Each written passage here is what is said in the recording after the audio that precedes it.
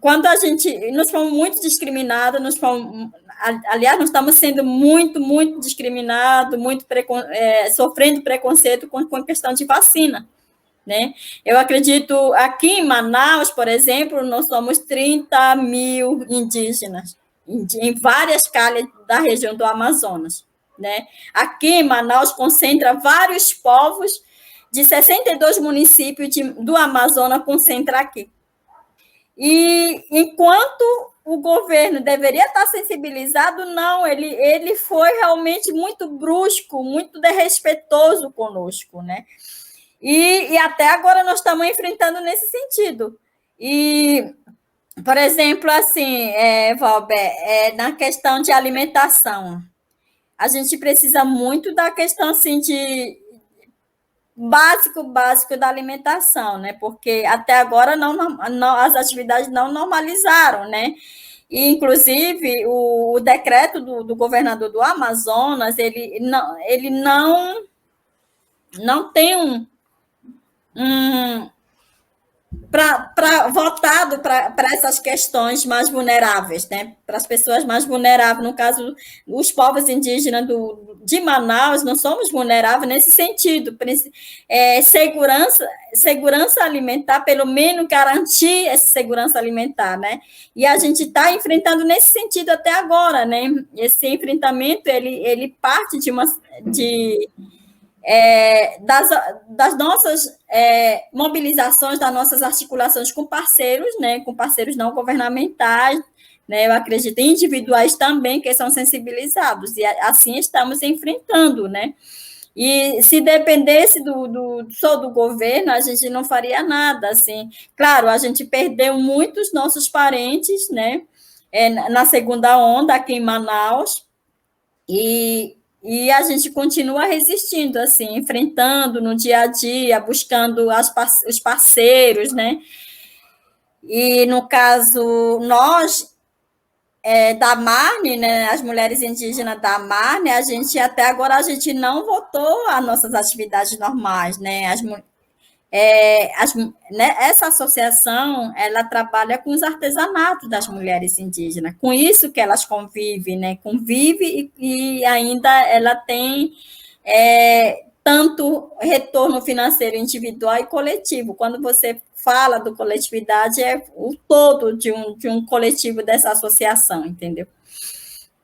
Entendi. Então, há o que você falou, né, que eu consegui compreender, que há um plano, por exemplo, de auxílio para o trabalhador formal ou recuperação do microempresário, mas em relação enfim, aos povos indígenas que, de uma certa forma, sobrevivem em relação ao artesanato, não há nenhum plano, né? E em relação ainda sobre o Covid, outro bordão que a gente escuta por aí na mídia tradicional, e aí nada melhor do que uma liderança indígena para esclarecer, que o fato de os povos indígenas, né, ter uma cultura naturalmente coletiva e aí, portanto, muito mais proximidade física, isso de uma certa forma facilitaria a contaminação.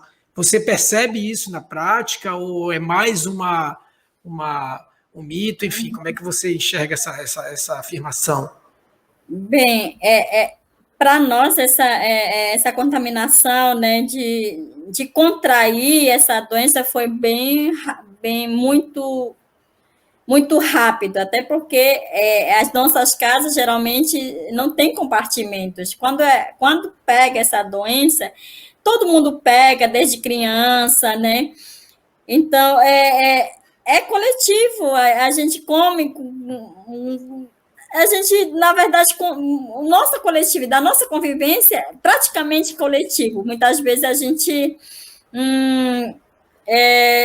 compartilha com algumas coisas assim no dia a dia, né?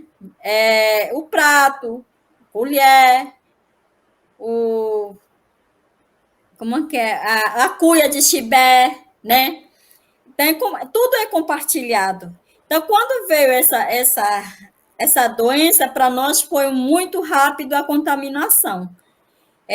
No caso, as minhas companheiras, que pegaram praticamente 80% das minhas companheiras mulheres, com suas famílias, contraíram essa doença.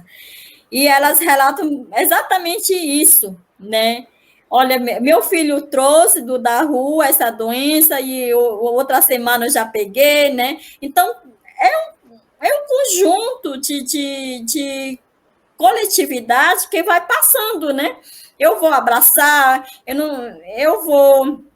Às vezes eu deito na rede do meu irmão, eu vou deitar na rede dos meus filhos. Então, vai tudo isso. Então, e, inclusive, a gente... Aqui em Manaus, nossas casas são pequenas, né?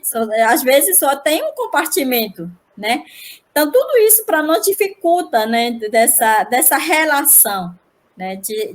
Porque nós somos muito recíprocos, né? Assim, de viver numa coletividade em casa também. Em relação também ainda dentro do Covid, foi permitido em relação aos tratamentos, né? Eu sei que aqui em Manaus, em uma certa ocasião, já houve aquele episódio famoso em que se permitiram a pagelância dentro do hospital, aqui o hospital urbano. Por ocasião da Covid, foi permitido, ou esses costumes foram negados aos povos indígenas, ou foi mantido também vamos dizer assim, essa interculturalidade? Né? Não foi permitido, infelizmente. Eles tiveram o governo tinha feito um hospital da campanha para os povos indígenas, mas nenhum pajé podia entrar naquele espaço, né? Então, explica para a gente como é que seria. Explica para a gente como é que seria essa atuação, né? Essa atuação seria assim, mesmo que a gente sabe que não pode ficar perto, não pode estar perto do paciente, mas muitas vezes esse pajé ele queria entrar com toda a proteção, né? Inclusive quando é o próprio filho dele, né? E ele foi negado para visitar, né? Ele foi negado para levar o remédio, né? O remédio de benzimento, muitas vezes teria o remédio de medicamentos naturais, né? De chá, essas coisas, né? Então, não foi permitido. Eu vejo assim, só o nome mesmo que o governo coloca nessa situação. Teve todo o protocolo, teve maior dificuldade de fazer, principalmente para a liderança, né? A gente não podia visitar, né? A gente não podia estar lá conversando, a não ser falar assim, cobrar, né? Mas não foi permitido.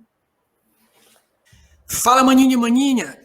Olha, isso aqui é só um corte do canal Vento Norte, tá? Assista o episódio completo, o link vai ficar aí na descrição, viu? E não se esquece, se inscreve, dá o like e compartilha o vídeo. Um forte abraço e até a próxima quinta-feira.